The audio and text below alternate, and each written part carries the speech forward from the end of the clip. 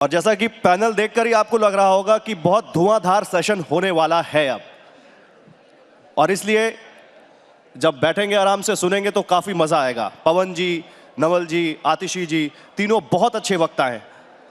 और पीछे आप देख सकते होंगे हम बात कर रहे हैं हम सब एक हैं, यानी इंडिया गठबंधन की। पवन जी, सबसे पहला सवाल तो आज जो कुछ हो रहा है या जो कुछ पिछले दिनों हुआ, इंडिया गठबंधन में चल क्या रहा है पवन जी?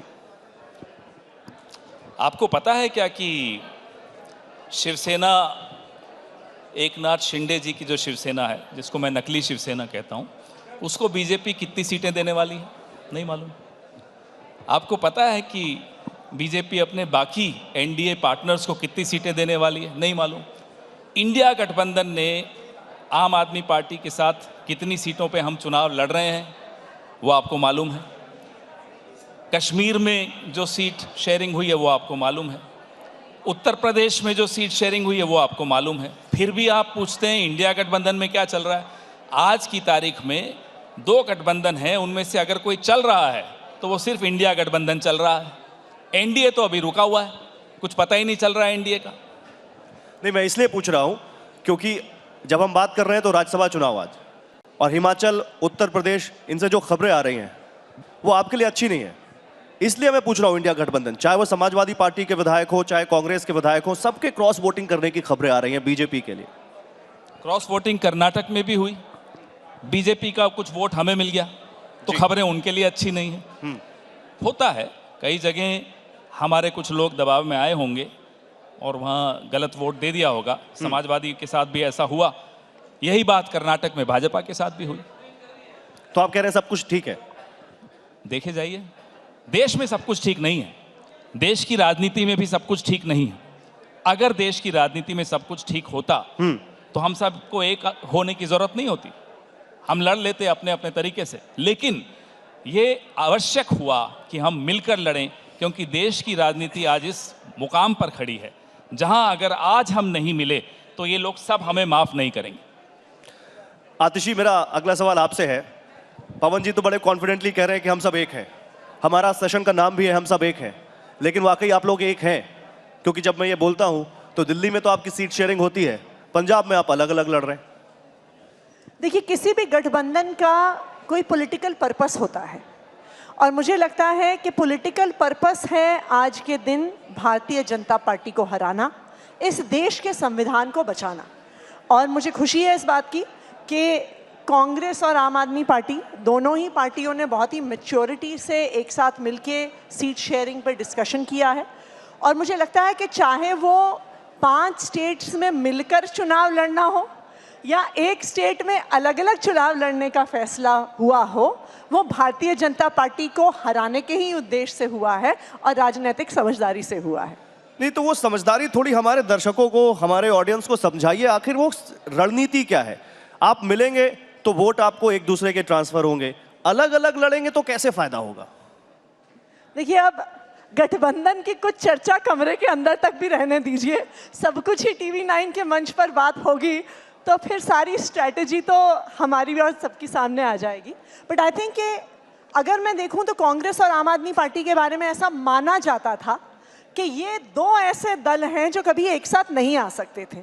और शुरू से ही जब आम आदमी पार्टी इंडिया गठबंधन का हिस्सा बनी तो बार बार जो पॉलिटिकल पंडित होते हैं, जो आपके शोज पे राजनीतिक विशेषज्ञ आते हैं, वो शुरू से कहते थे कि आज नहीं तो कल अरविंद केजरीवाल ये इंडिया गठबंधन छोड़ देंगे।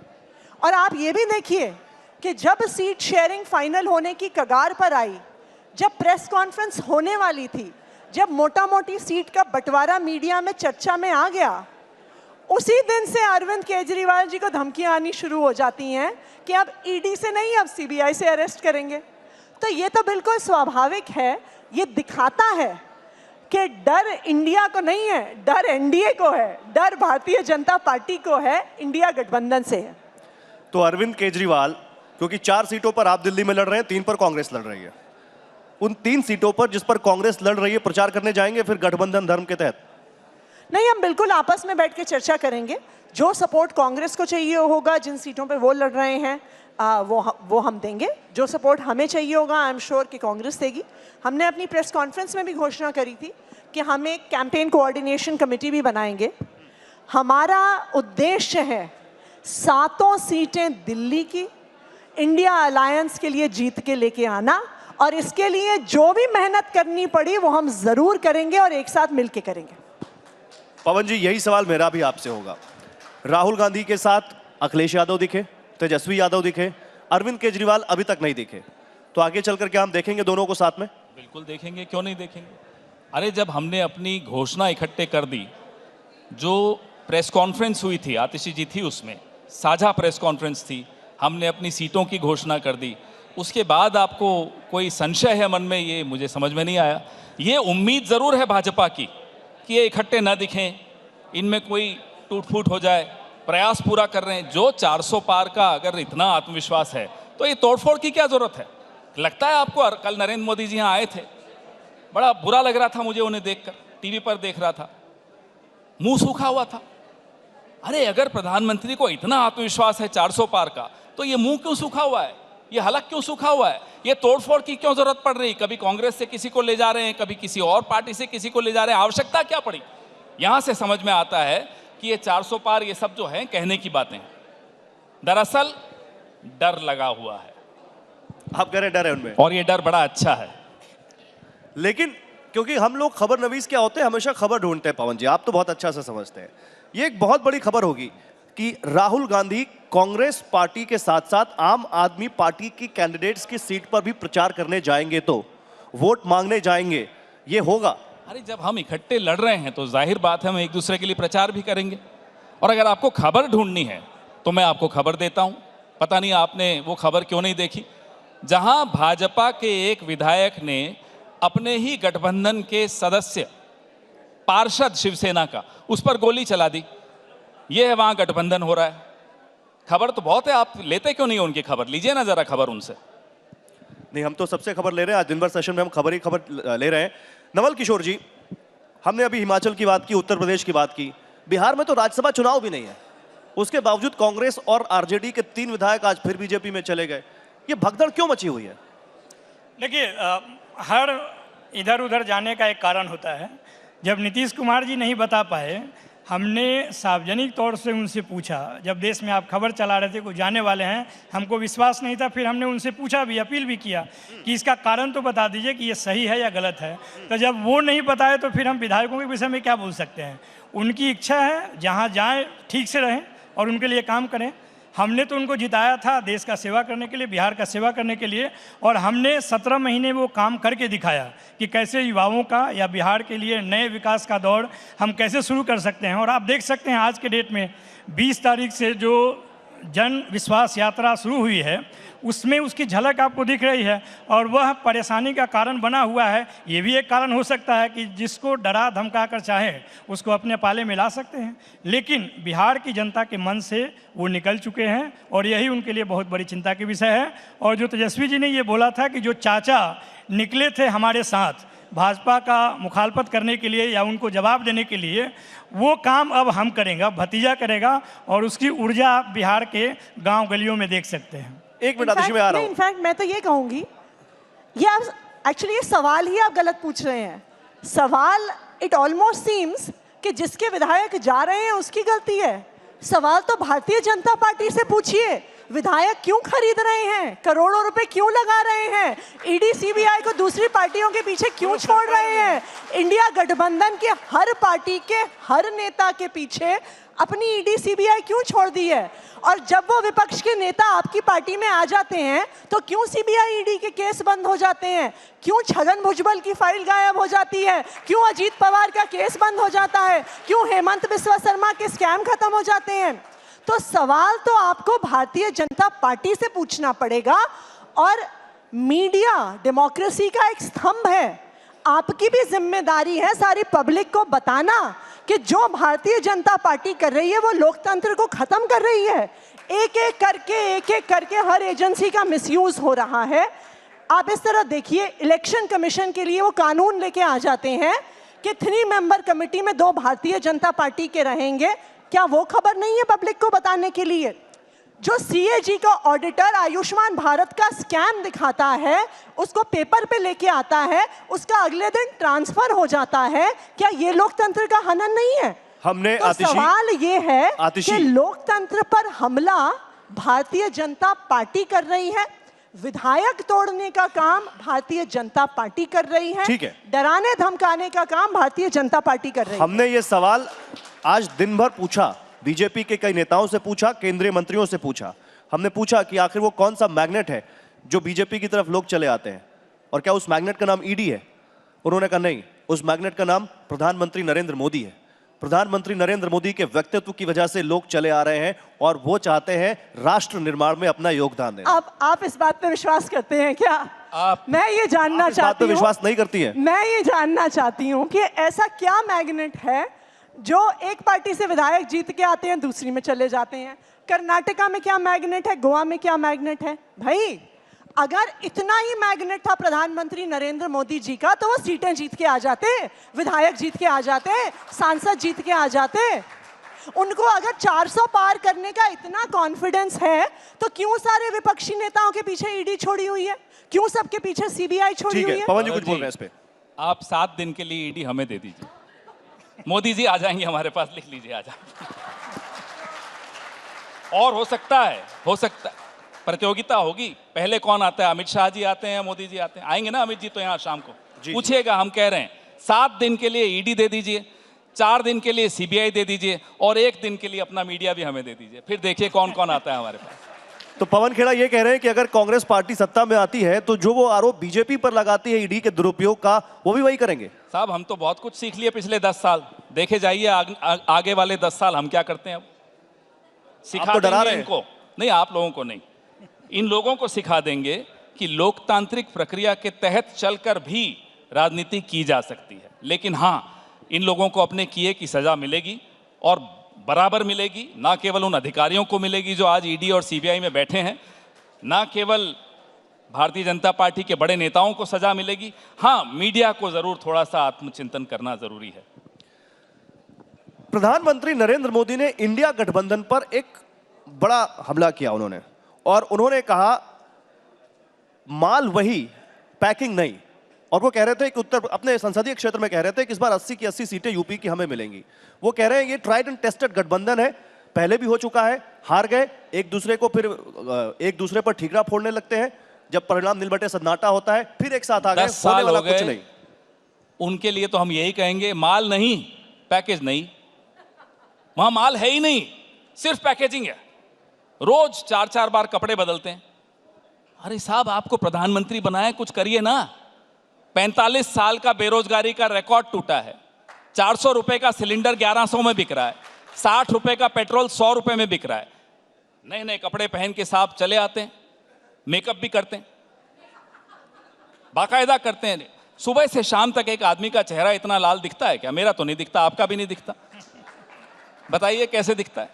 तो माल नहीं, पैकेज नहीं, हर बार नया नारा ला कर देंगे, और हमें और आपको नारों में बिजी रखेंगे, भावनाओं में बिजी रखेंगे। किसी को गुस्सा दिलवाएंगे, किसी को दुख पैदा करेंगे, किसी के अंदर नफरत पैदा करेंगे। क्या ऐसा ये काम है प्रधानमंत्री का? क्या इसलिए आपको सरकार में बनाया था? हमें आपस में लड़वाते रहिए और आप सत्ता भोगते रहिए, कपड़े बदलते रहिए? ऐसे होता है? ऐसे देश चलाया जाता है? नहीं, लेकिन जब हम इंडिया गठबंधन की बात करते हैं तो इस गठबंधन में वो पार्टी भी है आपके साथ जिसका जन्म आपके खिलाफ भ्रष्टाचार के आरोपों को लगाकर हुआ, वो आपके साथ है, और आप भी हैं इस गठबंधन में जो हमेशा उनके खिलाफ लड़ते रहे। क्या ये इंडिया गठबंधन विचारधारा का गठबंधन है या केवल सत्ता पाने का गठबंधन है? यह इंडिया गठबंधन एक कॉमन विचार है, हम सबका एक विचार है। क्या है वो विचार? कि आज संविधान खतरे में है। आज बाबा साहब अंबेडकर ने जो हमें मूल मंत्र दिया था इस संविधान में, वो खतरे में है। आज हम सब की आज़ादी खतरे में है। आज दिख नहीं रहा, लेकिन जो हो रहा है वो थोड़े सालों बाद इन सबको दिखेगा। आने वाली पीढ़ियों की लड़ाई लड़ने का विचार लेकर हम इकट्ठे आए। उसके लिए कुछ समझौते हमने किए, कुछ सीटें हमने छोड़ दी, कुछ इन्होंने छोड़ दी। लेकिन ये समझौते इसलिए ज़रूरी हैं कि हमें इन लोगों को सत्ता से बाहर तो करना ही है, खुद सरकार में आना है, ताकि जो 10 साल में इन्होंने पूरे देश को जिस तरह से पिछड़ा है, जिस तरह से संविधान के ऊपर जो हमले हुए हैं, अगर उसको दुरुस्त करना है तो हमें सत्ता में आना जरूरी है और उसके लिए कुछ समझौते करने जरूरी है। आतिशी, मैं आ रहा हूं नवल जी आपके पास। आतिशी, जब मैंने ये कहा तो आप तो उसी पार्टी से हैं जिसने रामलीला मैदान में आंदोलन किया और कहा कि कांग्रेस की जो मौजूदा सरकार है उसमें बहुत भ्रष्टाचार है, बाकायदा आप लोगों ने लिस्ट गिनाई, और फिर आज आप उन्हीं के साथ सीट शेयरिंग कर रहे हैं। तो ये विचारधारा का गठबंधन है या केवल मोदी को हटाने का गठबंधन है? ये देश के संविधान को बचाने का गठबंधन है गौरव जी। ये इस देश के लोकतंत्र को बचाने का गठबंधन है। अगर भ्रष्टाचार के खिलाफ भी लड़ाई लड़नी है तो देश का संविधान चाहिए। अगर भ्रष्टाचार के खिलाफ लड़नी है तो इंडिपेंडेंट एजेंसीज चाहिए। अगर भ्रष्टाचार के खिलाफ लड़ाई लड़नी है तो एक इंडिपेंडेंट मीडिया चाहिए। अगर आपको चुनाव ही लड़ना है तो आपको एक इंडिपेंडेंट इलेक्शन कमीशन चाहिए। आज आप देखिए एक एक करके इस देश की हर इंस्टीट्यूशन को खत्म किया जा रहा है। सेंट्रल इलेक्शन कमीशन को खत्म किया जा रहा है, सीएजी को खत्म किया जा रहा है। जो ऑडिटर उनके खिलाफ सीएजी में उनकी किसी स्कीम के खिलाफ लिख देता है, अगले दिन खबर आ जाती है कि उसका ट्रांसफर हो गया। आज तक इस देश के इतिहास में चाहे एक पार्टी आई चाहे दूसरी पार्टी आई, लेकिन जो लोकतांत्रिक नहीं, मैं ये सवाल इसलिए पूछ रहा हूं, मैं इसलिए सवाल पूछ रहा हूं कि एक गलत को हटाने के लिए आपने दूसरे गलत का साथ पकड़ लिया, जिसको आप गलत कहते थे उसी के साथ आ गए। देखिए, अगर देश का संविधान ही नहीं बचेगा तो पार्टियां भी नहीं बचेंगी, चुनाव भी नहीं बचेगा। तो आज अगर हम लोग साथ आए हैं तो इस देश के संविधान को बचाने के लिए आए हैं, इस देश के लोकतंत्र को बचाने के लिए आए हैं। अगर लोकतंत्र नहीं बचेगा तो देखिए, हम इनके खिलाफ भी चुनाव लड़ते आए हैं, हो सकता है इनकी पार्टी के खिलाफ भी चुनाव लड़ें, इस चुनाव में साथ हैं, चाहे उसके बाद हो सकता है अनेकों चुनाव इनके खिलाफ लड़ें। लेकिन जो भी ये सारी लड़ाई है, जो भी हम आवाज उठाते हैं, एक कॉन्स्टिट्यूशनल फ्रेमवर्क में उठाते हैं। देखिए, आज जो भारत की परिस्थिति हो रही है ना जी, आज भारतीय जनता पार्टी भारत को पाकिस्तान बनाने पे तुली हुई है कि एक दिन ऐसा आएगा कि यहाँ पे चुनाव हो रहा है और चुनाव के नतीजे क्या आ रहे हैं, चुनाव जीता कौन, ये किसी को पता ही नहीं है। भारत के इससे पहले आपने नॉर्थ कोरिया कहा था, आज पाकिस्तान, उपमाएं चेंज होती जा रही। हाँ जी, इससे पहले आपकी पार्टी ने नॉर्थ कोरिया कहा था, इसके पहले नॉर्थ कोरिया कहा था। पर सिचुएशन तो यही है ना। आज आप देखिए कि आज हम जब पाकिस्तान का चुनाव देखते हैं तो हमें इस बात से अचंभा होता है कि चुनाव हो गया, काउंटिंग हो गई, लेकिन आपको पता ही नहीं चल रहा कि चुनाव जीता कौन। क्या आप सोच सकते हैं कि भारत में ऐसी परिस्थिति हो सकती है? लेकिन आज हम धीरे धीरे करके हर संस्था को खत्म करके इसी ओर जा रहे हैं। नवल किशोर जी, लेकिन इंडिया गठबंधन की एक साझा रैली, अभी कुछ हफ्तों में इलेक्शन अनाउंस हो जाएंगे, कहीं पता नहीं। साझा प्रोग्राम, कोई कॉमन मैन प्रोग्राम, कहीं पता नहीं। किस मुद्दे पर आप जाएंगे लोगों के बीच? एक, क्योंकि इतने सारी पार्टियों का अगर यहाँ गठबंधन है तो सबकी अलग अलग विचारधाराएं हैं और सबके अलग अलग मुद्दे भी हैं, कुछ राष्ट्रीय हैं, कुछ क्षेत्रीय हैं। तो एक कॉमन पेज पर तो आपको आना पड़ेगा ना। वो कहाँ है? इलेक्शन सामने है, उधर सारी क्लैरिटी है, वहां वो 370 और 400 तक का टारगेट दे रहे हैं। आपके पास कहाँ है कुछ एक क्लैरिटी?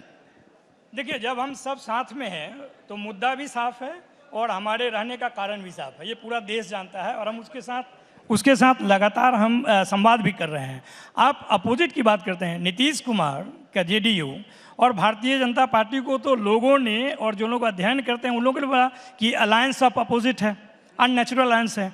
वो केवल अपने चुनाव जीतने के लिए 96 में आए और लगातार चुनाव लड़ते रहे साथ में। यहाँ पे तो कम से कम एक आधार पे तो सब एक साथ हैं कि भारतीय जनता पार्टी जो कहती है वो करती नहीं है। आपने तो हमसे 10 लाख नौकरी का हिसाब मांगा, हमने करके दिखाया 17 महीने में। उन्होंने तो 19 लाख रोजगार की बात की, किसी ने 20 महीने में पूछा नहीं 19 रोजगार दिया नहीं। 2 करोड़ नौकरी का बात किया उन्होंने 2014 में, किसी ने उसका हिसाब नहीं लिया। लेकिन हमने तो जो कहा वो करके दिखाया। उन्होंने हमारे आने से पहले भी जातीय गणना पर विधानसभा से प्रस्ताव पारित किए, 2 वाले किए तो नहीं ना, किए तो इसी 17 महीने में हुए। वो गणना भी, जातीय गणना भी हुई, आबादी के हिसाब से हिस्सेदारी भी दी गई। तो ये जो तमाम तरह का परफॉर्मेंस है, वो हिसाब, सारी चीजें हमें पता है, पब्लिक डोमेन में है। मैं उस कॉमन मिनिमम प्रोग्राम की बात कर रहा हूं जो इंडिया गठबंधन का आपने कहा आएगा, लेकिन अभी तक नहीं आया। नहीं, मुद्दा देखिए, मुद्दा स्पष्ट है कि हम रोजगार पे, नौकरी पे काम करेंगे। आपने देखा होगा कि 2020 के बिहार विधानसभा चुनाव में मोदी जी भी थे, नीतीश कुमार भी थे साथ में। हमने जो बात की कि हम नौकरी देंगे, हम रोजगार देंगे, हम सिंचाई पे काम करेंगे, हम कार्रवाई करेंगे, हम स्वास्थ्य पे काम करेंगे, लोगों ने हमें सिंगल लार्जेस्ट पार्टी दिया। लालू जी ने 2015 में जब मैं चुनाव इसलिए लड़ा, कह रहा हूं पवन जी ने अभी तो प्रेस कॉन्फ्रेंस की, कहा उन्होंने कि सरकार में आएंगे तो अग्निवीर योजना हम खत्म कर देंगे। अरविंद केजरीवाल कह रहे हैं दिल्ली की सातों सीटें हमें दे दो, हम वाटर टैक्स खत्म कर देंगे। तो ये जो अलग अलग घोषणाएं हो रही हैं, ये तो एक कॉमन मिनिमम प्रोग्राम के तहत होनी चाहिए ना। हर पार्टी अलग अलग घोषणाएं कर रही है, फिर आप उसको लेकर भी आएंगे कॉमन मिनिमम प्रोग्राम में, दिक्कत नहीं होगी? नहीं, देखिए, भारत की ये खूबसूरती है कि डाइवर्सिटी है वहाँ पे। यहाँ पर जितने दल हैं, उनके कार्यकर्ता, उनके अपने आइडियोलॉजी, अपने कार्यक्रम, वो सब अलग अलग है, इसमें कोई दो राय नहीं है। लेकिन लड़ाई एक है जैसा, और ये पहली बार नहीं हो रहा है। 1977 में भी कांग्रेस के खिलाफ जब गोलबंदी हुई तो लेफ्ट राइट सेंटर सब साथ में आया। 1989 में भी लेफ्ट राइट सेंटर मतलब आपको कह रहे कोई दिक्कत नहीं। लेकिन जब ये जरूरत है कि उनको हराना है तो साथ में आकर उनको हराना पड़ेगा। लोकतांत्रिक तरीके से वो काम नहीं कर रहे हैं, मुद्दों पे बात नहीं कर रहे हैं, इसलिए हम उनके खिलाफ हैं। देखिए, एक कॉमन मिनिमम प्रोग्राम, दो ही उसके एजेंडा है। इस देश के संविधान को बचाना है, इस देश में लोकतंत्र को बचाना है। आज पूरे देश ने देख लिया कि भारतीय जनता पार्टी किस तरह से चुनाव की चोरी करती है। चंडीगढ़ का मेयर इलेक्शन अभी होता है तो खुल्लम खुल्ला दिखता है कि उनका प्रिजाइडिंग ऑफिसर वोट को डिफेस कर रहा है, चुनाव को चोरी कर रहा है। यहाँ तक कि अब एक छोटे से चुनाव को बचाने के लिए चीफ जस्टिस ऑफ इंडिया को इंटरफेयर करने के कहना पड़ता है, कि हम लोकतंत्र की हत्या नहीं सहेंगे। आप मुझे बताइए, लोगों के वोट के अधिकार को बचाना क्या ये पर्याप्त कॉमन मिनिमम प्रोग्राम नहीं है? लोगों के लोकतांत्रिक अधिकार को बचाना, इस देश के संविधान को बचाना, इससे बड़ा प्रोग्राम मुझे लगता नहीं है किसी पार्टी का हो सकता है, मुझे लगता नहीं है किसी अलायंस का। ठीक है, लेकिन आप तो कट्टर ईमानदार वाली पार्टी से हैं, और वो लोग सुप्रीम कोर्ट का फैसला आने से पहले ही आपके 3 पार्षद चले गए उधर। तो ये सवाल तो आप इनसे पूछिए कि खरीदने वाला पैसा उनके पास ईमानदारी से कहां से आप आया? बिकने, आपके पार्षद, आपके विधायक, आपके सांसद बिकने को क्यों तैयार हैं? आप मुझे ये बताइए, भ्रष्टाचार का पैसा कहां से आया? करोड़ों रुपए के जो विधायक खरीद रहे होंगे, मतलब कोई अगर पैसे लेकर खड़ा है तो तैयार है बिकने के लिए आपके विधायक। ईडी और सीबीआई, जैसा पवन जी ने कहा, ईडी सीबीआई हमें 2 दिन के लिए दे दीजिए, सारी राज्यों में सरकार हम बना लेंगे। मतलब अब सरकार ईडी से बनेगी, इलेक्शन से नहीं बनेगी? ये बिल्कुल साफ है। आप मुझे बताइए, ऐसा कैसे हो जाता है कि हेमंत बिस्वा शर्मा की भ्रष्टाचार पे पूरी बुकलेट निकालती है भारतीय जनता पार्टी। हेमंत बिस्वा शर्मा भारतीय जनता पार्टी में आ जाते हैं तो सारे ईडी के केस खत्म, सारे सीबीआई के केस खत्म, सारा भ्रष्टाचार खत्म, भारतीय जनता पार्टी की वॉशिंग मशीन तो में फिर जो दूसरी पार्टियों से, तो फिर जो दूसरी, आतिशी जी एक मेरा सवाल ले लीजिए, मेरे पास समय कम है, मेरा सवाल ले लीजिए, उसी में जोड़ लीजिए। आपकी पार्टी में जो दूसरी पार्टियों से नेता आते हैं, चाहे वो गुजरात में आए हो, चाहे वो गोवा में आए हो, और चाहे दिल्ली में आए हो, जिनको आपने आज टिकट भी दे दिया है, आपने भी क्या पैसा दिया है उनको? देखिए गौरव जी, कोई व्यक्ति अगर पैसा लेके दबाव में आके जेल जाने की धमकी से एक पार्टी की दूसरी पार्टी में जाता है तो सवाल आपको पूछना होगा उससे जो पैसा दे रहा है, जो भ्रष्टाचार का पैसा ऑफर कर रहा है, जो अपनी ईडी सीबीआई लेकर आ रहा है। और उसके बाद आप कहते हैं कि मोदी जी का मैग्नेट है, तो भारतीय जनता पार्टी वाले बताएं ना, पश्चिम बंगाल में कितने चुनाव उन्होंने लड़ डाले शुभेंदु अधिकारी के भ्रष्टाचार को उजागर करते हुए। कभी कहते थे शारदा स्कैम, कभी कहते थे नारदा स्कैम, कभी कहते थे चिट फंड स्कैम। फिर जब शुभेंदु अधिकारी उनकी पार्टी में आ जाते हैं तो भारतीय जनता पार्टी की वॉशिंग मशीन में धुल जाते हैं, पाक साफ हो जाते हैं, सारा भ्रष्टाचार खत्म हो जाता है। देश की जनता बेवकूफ नहीं है पवन जी, देश की जनता सब कुछ देख रही है। इतने दागी क्यों कि उनको धुलने की जरूरत पड़ रही है? बात ये नहीं है, बात ये है, मेरे घर में कोई चोरी करे और आप मुझे आकर डांटें कि ताला क्यों नहीं लगाया था। अरे चोर को पकड़िए ना, वो घुसा क्यों मेरे घर में? बताइए। आप हमसे सवाल पूछ रहे हैं आतिशी जी से और हमसे और नवल किशोर जी से कि साहब आपके विधायक क्यों चले गए। जिसने चोरी की उससे पूछिए कि चोरी क्यों की, पैसा कहां से आया, क्या ये इलेक्टोरल बॉन्ड का पैसा है, किसका पैसा है, या ये हवाई अड्डे बेचकर जो पैसा मिलता है वो है, या कोयले की खदान बेचकर जो पैसा मिलता है वो है, ये पैसा आया कहां से, हम ये जानना चाहते हैं। पवन जी, ये कोई पहली बार हुआ है? कर्नाटक में कितने बीजेपी के नेता आपकी पार्टी में आए? तो फिर तो ये सवाल आपसे भी पूछा जा सकता है। बिल्कुल पूछिए, क्या ईडी हमारे पास है कि हम उन्हें डरा सके? बिना डर के आए, बताइए। सीबीआई तो हमारे पास नहीं है, हमारे पास तो कोई एजेंसी नहीं है। फिर भी अगर हमारे पास कोई आ रहा है तो वाकई अंतरात्मा की आवाज सुनकर आ रहा है। ठीक है, आगे बढ़ते हैं। एनडीए का सबसे बड़ा ब्रांड या उनकी सबसे बड़ी यूएसपी खुद प्रधानमंत्री नरेंद्र मोदी हैं। इंडिया गठबंधन की यूएसपी क्या है? हमारी सबसे बड़ी यूएसपी नरेंद्र मोदी हैं। वो जितनी बार टीवी पर आते हैं हमारे वोट बढ़ाकर जा रहे हैं आजकल, और जितनी बार वो बाहर निकलते हैं, रैलियां करते हैं, हमारी सीटें बढ़ाते हुए निकल रहे हैं। आगे आगे देखिए, हम तो चाहते हैं कि अगले 3 महीने प्रधानमंत्री सबसे ज्यादा घूमें, बार बार प्रचार करें। जितनी बार बेरोजगार नौजवान उनकी शक्ल देखते हैं, उनको समझ में आ जाता है इस व्यक्ति की वजह से मुझे नौकरी नहीं मिली, इस व्यक्ति की वजह से मेरे पेपर लीक हुए, इस व्यक्ति की वजह से मुझे पेट्रोल महंगा मिलता है, इस व्यक्ति की वजह से मेरे बहन की इज्जत पर किसी ने हाथ डाला। वो जितनी बार घूमते हैं हमारे वोट बढ़ाते हुए जाते हैं। अरविंद केजरीवाल और ममता बनर्जी 2 लोग थे जिन्होंने कहा कि मल्लिकार्जुन खड़गे इंडिया गठबंधन के प्रधानमंत्री पद का चेहरा हो। क्या आम आदमी पार्टी आज भी उसी स्टैंड पर कायम है? देखिए, बिल्कुल इंडिया अलायंस की मीटिंग के दौरान ये प्रस्ताव हुआ था, कई और भी प्रस्ताव हुए थे। किसी भी गठबंधन को बनाने में, चाहे सीट शेयरिंग करने में, चाहे कॉमन मिनिमम प्रोग्राम बनाने में, कई सुझाव होते हैं, कई सुझाव एक्सेप्ट होते हैं, कई सुझाव नहीं होते हैं। नहीं, मेरे पास क्योंकि समय कम है, मैं छोटा सा आंसर चाहता हूं। क्या आप अभी भी चाहते हैं कि मल्लिकार्जुन खड़गे इंडिया गठबंधन के पीएम उम्मीदवार हो? मुझे लगता है कि मल्लिकार्जुन खड़गे जी बहुत अच्छे पीएम उम्मीदवार हो सकते हैं। मुझे लगता है कि देश भर के लोग उनका बहुत सम्मान करते हैं, और मुझे ये भी लगता है कि अगर देश को हम इस देश का पहला दलित प्रधानमंत्री देंगे तो इससे बड़ा इतिहास इस देश के संविधान के लिए कुछ नहीं हो सकता। मुझे लगता है कि बाबा साहब के संविधान का ये बहुत बड़ा पवन जी राजी हैं आप? फिर अगर इस देश को एक दलित राजी हैं आप जो आतिशी कह रही हैं? अगर हमारे गठबंधन हम बनाते हैं तो क्या मैं अकेला, कांग्रेस पार्टी तय करेगी कि किसको क्या बनना चाहिए? गठबंधन का धर्म होता है कि सब मिलकर तय करें, तो सब मिलकर जो तय करेंगे वो होगा। राहुल गांधी या मल्लिकार्जुन खड़गे, कौन होगा? क्या चॉइस हो सकती है? गठबंधन तय करेगा। गठबंधन तो मल्लिकार्जुन जी का नाम ले रहा है, तो गठबंधन तय करेगा, उसके बाद नाम घोषित करेंगे।